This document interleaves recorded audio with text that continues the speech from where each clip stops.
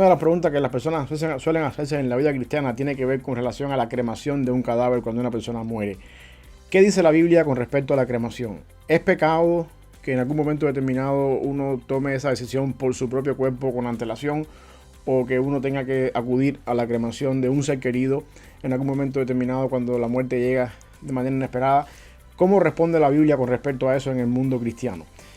Antes que entremos a una aplicación, tenemos que tener en cuenta algunas cositas que la Biblia habla con relación a esto. A lo largo de la historia, el método convencional para lidiar con un cadáver siempre ha sido la sepultura. Hay dos razones bíblicas para eso.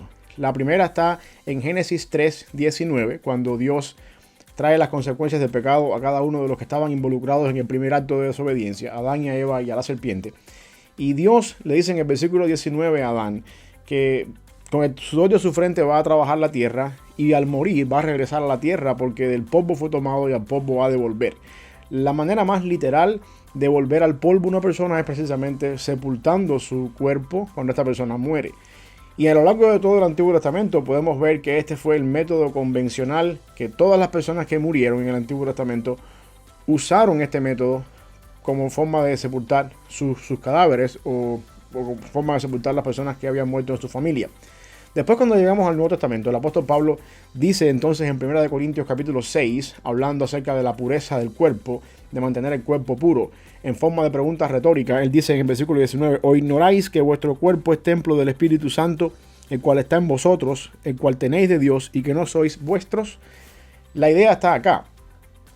En la era cristiana, y esta es la razón por la que al salir del canon bíblico, todas las culturas de un origen cristiano tenían por tradición sepultar a sus cadáveres por encima de cualquier otro método, tiene que ver con este concepto, con el concepto de que el cuerpo es templo del Espíritu Santo, que algo sagrado mora en nosotros, que es el Espíritu Santo, y que por lo tanto tú no quieres profanar ni quieres tampoco destruir lo que fue cuando tú vivías la morada del Espíritu Santo.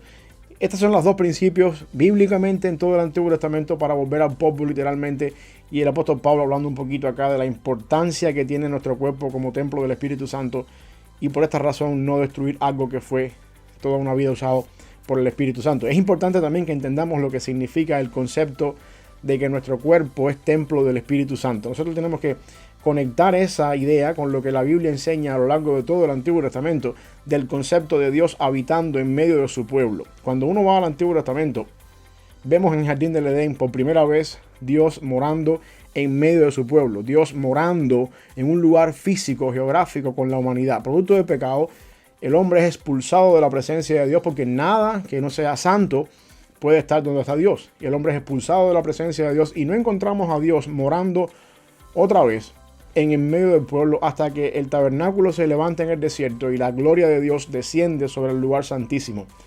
Después, en el libro de Éxodo, al terminar la construcción del tabernáculo, vemos otra vez a Dios morando, haciendo su morada en medio nuestro, a través de la Shekinah en el lugar santísimo del tabernáculo, y eventualmente en el templo, y así sucesivamente, hasta que venimos a ser cristianos, y entonces encontramos que el templo físico de Jerusalén fue destruido en el año 70 después de Cristo, y entonces el templo, la morada de Dios en medio de su pueblo, se convierte entonces en nuestro cuerpo.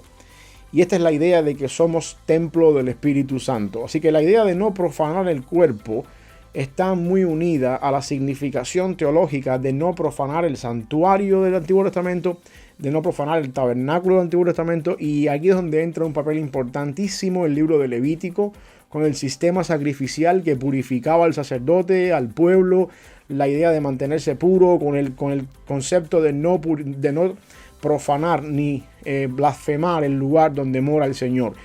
Teniendo en cuenta eso, yo quiero que entendamos la idea detrás de lo que Pablo está diciendo cuando dice que nuestro cuerpo es templo del Espíritu Santo, porque eso tiene una significación teológica mucho más grande en la forma en la que nosotros lidiamos con el cuerpo. Desde el punto de vista gramatical, la palabra que se usa en griego para tienda de campaña o tabernáculo es la palabra skene, que básicamente cuando esa palabra se lleva a verbo, es en forma verbal, es skeneo. Nosotros no tenemos una palabra en español que pueda dar la connotación exacta de lo que significa eso, y por esa razón nuestras Biblias en español usan el término habitar o hacer morada, pero la idea básicamente es hacer una tienda de campaña en medio nuestro, acampar en medio nuestro, es llevar la palabra skene, que es tienda de campaña, a verbo, y por lo tanto acampar, hacer tienda de campaña en medio nuestro es lo que significa eso. Ese es el mismo concepto que Pablo está trayendo a 1 Corintios capítulo 6, versículo 19, cuando dice que nosotros somos templo del Espíritu Santo, que el cuerpo nuestro es templo del Espíritu Santo, como que Dios establece su tienda de campaña, su morada, así como el mismo concepto del tabernáculo, en nosotros cuando venimos a ser sus hijos por la obra del Espíritu Santo en el momento de la conversión. Ahora, todo esto, ¿cómo se aplica entonces al concepto de la cremación en el caso nuestro? En el tiempo en que nosotros vivimos, el caso de la cremación de un cadáver debe verse como una cuestión de mayordomía. Es cierto que cuando una persona muere y su cuerpo se crema, la persona que murió no está pecando. Obviamente ya esa persona no está ni siquiera viva. Siempre queda el cargo de conciencia en la familia. ¿Cómo hacemos con esto desde el punto de vista bíblico? Y aquí es donde entra a jugar la aplicación para nosotros hoy en día. Tú no quieres destruir, este es el concepto, tú no quieres destruir lo que en vida fue templo del Espíritu Santo. Y ahora tú vas a decir, bueno, pero es que ese cuerpo al final va a ir a donde lo vayas a poner y se va a descomponer y se va a destruir. Y eso hay razón ahí, pero el concepto está en que no lo vas a destruir tú. No eres tú el que vas a aplicar la destrucción sobre ese templo. Es algo que va a pasar por descomposición natural, por la obra de que el pecado Dios lo determinó así. Por lo tanto, viendo el concepto de la cremación como algo de mayordomía, la mejor manera de entender esto es la siguiente.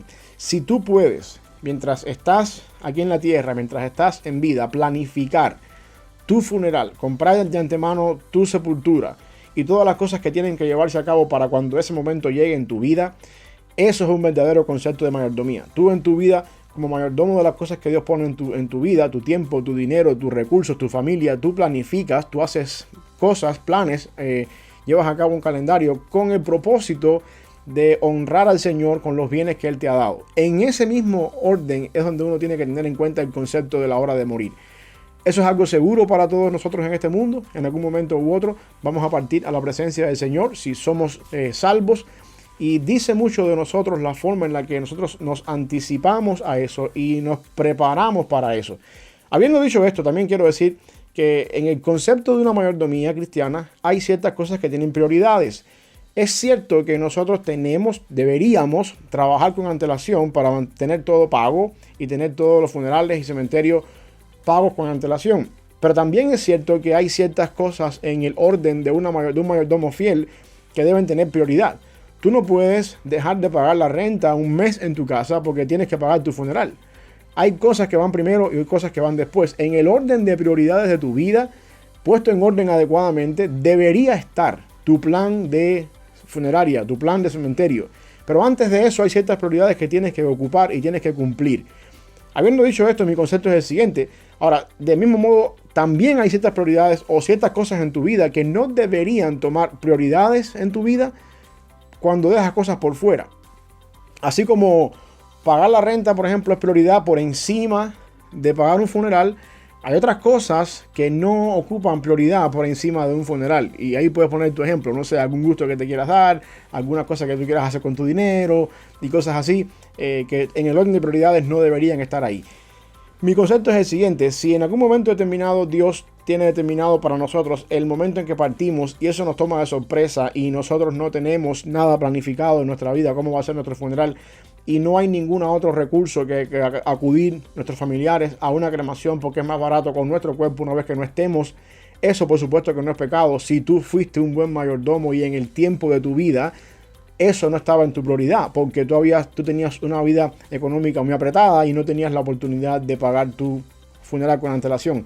Pero también si tú fuiste una persona que tuviste la oportunidad de hacerlo y nunca lo hiciste y en el momento determinado tu familia se ve entre la espada y la pared cuando uno parte, entonces también dice mucho de uno como mayordomo, de qué forma uno pudo manejar los recursos que Dios nos ha dado. Así que de alguna forma u otra, resumiendo un poquito todo esto para dar con la idea central de esto, es la sepultura, el enterrar un cadáver siempre fue la forma convencional por dos razones. Primero, porque Dios lo dijo así: al polvo eres, al polvo volverás, y la mejor manera de volver al polvo es esa. Y segundo, porque una vez que estamos en Cristo, nuestro cuerpo es templo del Espíritu Santo que mora en nosotros, así como la gloria de Dios moraba en el tabernáculo. Por esa razón, la prioridad nuestra debe ser, si está en nuestros planes, si está en nuestra solvencia económica, trabajar con antelación para pagar, tener todo listo y todo pago para el momento en que nos toque partir de este mundo. Si tú eres una persona que estás batallando económicamente cada mes y no puedes, por razones económicas, pagar tu funeral ni tener todo eso pago, hay prioridades que vienen después. La esencia está, la clave está en ser un buen mayordomo, en saber administrar bien los recursos que Dios nos da, económicamente hablando, y poner prioridades en nuestra vida económica, y que eso, el funeral, el cementerio, sea parte de nuestras prioridades en el orden en que deben ir, y de alguna forma adelantarnos con tiempo para cuando eso suceda. Si no es el caso, también unos mayordomos hasta donde puede llegar. Así que de alguna manera u otra, ahí con esto resumimos todos. La razón es esta: para poder tener qué hacer con la cremación. Bueno, es una cuestión de mayordomía que uno debe poner en su vida en el orden de prioridades que debe ir.